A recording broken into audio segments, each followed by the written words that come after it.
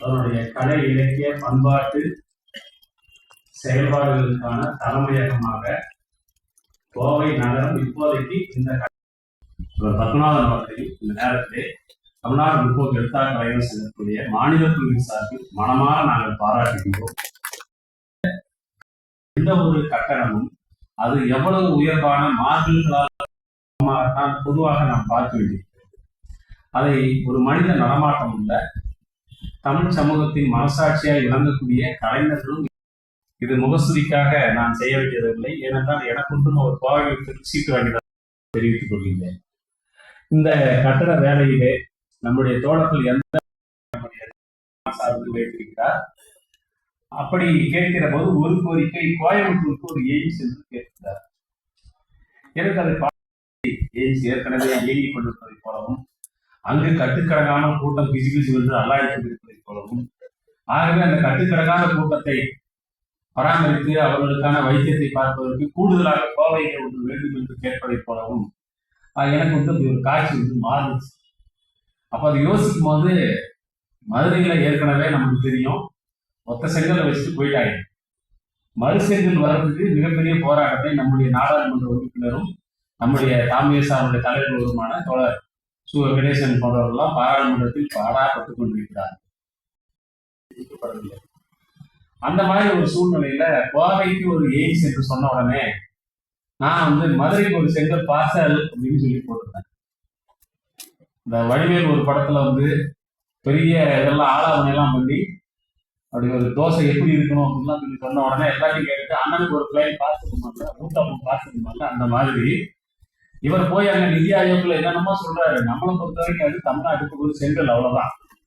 அதனால நான் அதை பார்த்த உடனே கோயம்புத்தூருக்கு ஒரு செங்கல் பார்சல் அப்படின்னு உடனே வாட்ஸ்அப்ல மைதிரி எனக்கு கேட்கறாங்க, வெறும் செங்கலை கொடுத்து என்ன பண்றது, 2-3 சிமெண்ட் கொடுத்தா மேல் போய் கொடுத்துருவோம்லன்னு கேட்கறாங்க. நோக்கி அவங்க அதை சரி பண்ணணும் அப்படிங்கிற ஒரு வகையில ரொம்ப ஈடுபாட்டோட தொடர் மைத்திரி, தொடர் கரீம், தொடர் காளிநாதன், தொடர் மணி, தொடர் ஆனந்தன் என்று பல தோழர்களும் இந்த விஷயத்தை தங்கள் காலத்தில் நடக்கக்கூடிய ஒன்றாக அதை மாற்றுவதற்கு முயற்சித்திருக்கிறார்கள் என்பது ரொம்ப ரொம்ப முக்கியமானது. ஏற்கனவே நாமக்கல்லில் தொடர்பு சின்னம பாரதி அவர்கள் இருந்தபோது ஒரு அலுவலகத்தை தாமியதாசாவுக்காக உருவாக்கினார்கள். அப்போது ஒரு அதிகாரி போல தெரியுது. ஆகவே இது புறம்போக்கில் இருக்கிறது என்று அந்த கட்டடத்தை அவர் இடித்து விட்டார்.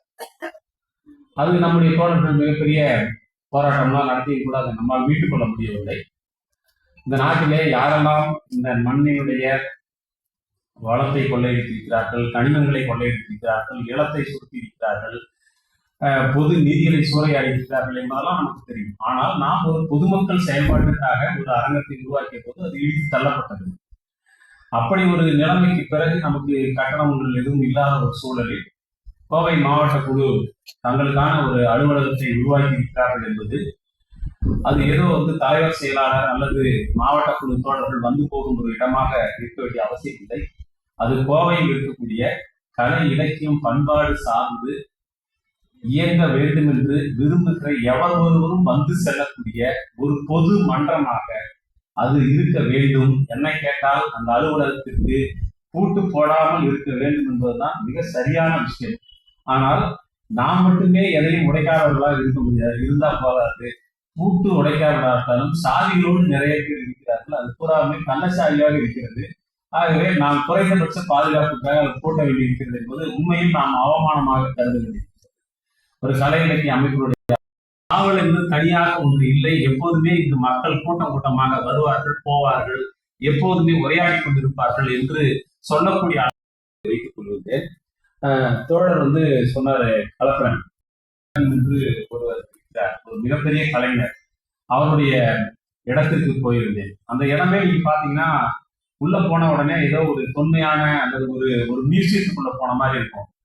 அங்க அந்த கட்டணம் முழுவதும் எப்படி எழுப்பப்பட்டிருக்கிறது என்றால், கோலாலம்பூர் நகரம் முழுவதும் கட்டடங்கள், பழைய கட்டடங்களை இடித்து புது கட்டடங்களை உருவாக்குற போது அந்த இடித்து தள்ளிய இடிபாடுகள், குப்பை கூலங்கள், மிச்ச நீதி இவற்றையெல்லாம் தேடி வாங்கி அவற்றை கொண்டு அது உருவாக்கப்பட்ட ஒரு இடம்.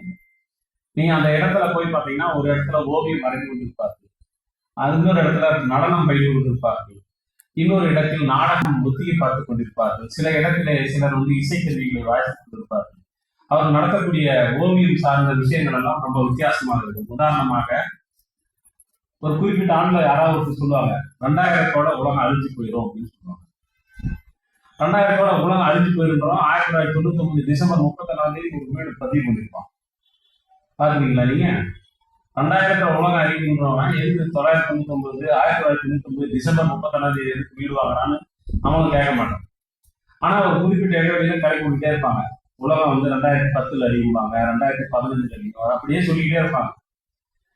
இவங்க இந்த ராம்லி கிராமின் குழு என்ன பண்ணாங்கன்னா, ஒரு முறை உலகம் அழியுதுன்னு சொல்லிக்கிட்டே இருக்காங்க. ஏன்னா உலகம் அழிஞ்சா என்ன நடக்கும் அப்படின்னு சொல்லி உலகம் முழுவதும் இருக்கக்கூடிய ஓவியர்களை வரவழைத்து ஒரு பொது தலைப்பின் கீழ் ஓவியம் நான் வரைய சொன்னாங்க. அந்த சமயத்துல தான் நான் அங்க போயிருந்தேன். நம்ம ஓவிய கலைஞர்களுடைய கற்பனை உலகம் அழிந்து விட்டால் என்ன நடக்கும் அப்படிங்கிறத பத்தி அவர்கள் ஓவியங்களை வரைந்து வைத்திருந்தார். இது போன்ற உடனுக்குடன் ஒரு சமூகம் அதனுடைய அரசியல் பண்பாட்டு தளங்களில் என்ன பிரச்சனை மேலெழுந்து வருகிறதோ அதில் முதலாக எடுத்த எடுப்பில் நான் இந்த விஷயத்தை இவ்வாறு பார்க்கிறேன், இந்த விஷயத்தில் என்னுடைய கருத்து இது, நான் சொல்வது சரி என்றால் நீங்கள் ஏற்றுக்கொள்ளுங்கள், தவறு என்றால் வாருங்கள் விவாதிப்போம் உரையாடுவோம் என்று அழைக்கக்கூடிய ஒரு வாதுரை மன்றமாக அவர்கள் அதை மாற்றுகிறார்கள். நான் நினைக்கிறேன் இந்த கட்டடம் அப்படி இருந்தால் இந்த இடம், இந்த கட்டடம் இருக்கக்கூடிய இந்த பகுதி கோவையில் கலை இலக்கிய பண்பாட்டு நடவடிக்கைகளின் தலைமையகமாக வெகு விரைவில் தன்னை வளர்த்துக் கொள்ளும் என்று நான் நினைக்கிறேன். தன்னை வளர்த்துக் கொண்டு அது பிரதியோகாரமாக இருக்கும். அல்லது உப்புளிப்பாளையம் தோழர் முத்து அவர்களுடைய தியாகத்தை நாம் மதிப்பதாக இருக்க வேண்டும் என்றால் இந்த கட்டடம் நம்முடைய மாவட்ட குழுவின் கட்டடம் அல்ல, இது கோவையினுடைய பண்பாட்டு தலைமையகமாக கலை இலக்கியின் தலைமையகமாக இந்த இடம் மாற்றப்பட வேண்டும் என்றால் இந்த பகுதி முழுவதும் இருக்கக்கூடிய கோவை மாவட்டம் முழுவதும் இருக்கக்கூடிய ஒவ்வொரு வீட்டின் கதவையும் ஏறி இறங்கி நாம் கதவை தட்டி அழைத்து உங்கள் வீட்டிலே கலை இலக்கியம் பண்பாடு சார்ந்து ஆர்வம் உள்ளவர்கள், செயல்படக்கூடியவர்கள், வேலை செய்து கொண்டிருப்பவர்கள் யாரேனும் இருந்தால் தமிழ்நாடு முற்போக்கு எழுத்தாளர் கலைஞர் சங்கம் என்ற இந்த அரை நூற்றாண்டை கடந்த எங்கள் அமைப்புக்குள் வாருங்கள், நமக்கென்று ஒரு அலுவலகம் இருக்கிறது, இரவு பகலாக நீங்கள் அங்கு தங்கி உங்களுடைய கலை இலக்கிய பணியை சுதந்திரமாக மேற்கொள்ளலாம் என்று அவர்களுக்கு அழைப்பு விடுக்கக்கூடிய வேலையை நம்முடைய அமைப்பு இங்கிருந்து தொடங்க வேண்டும். அதனுடைய தொடக்க நிகழ்வாக முதலில் இந்த பகுதி முழுவதும் இருக்கக்கூடிய குடியிருப்புகள் அனைத்திலுமே நம்முடைய தோழர்கள் வீடு வீடாக சென்று கலை இலக்கிய ஆர்வம் உள்ளவர்கள் அனைவரையும் சந்திக்க வேண்டும், நம்முடைய அமைப்புக்குள் கொண்டு வர வேண்டும் என்று இந்த நேரத்திலே நான் கேட்டுக்கொள்கிறேன். மார்த்தாண்டத்தில் நடந்த நம்முடைய மாநில மாநாடு வீடுதோறும் உறுப்பினர் வீதிதோறும் கிளை என்று சொல்லி இருக்கிறது.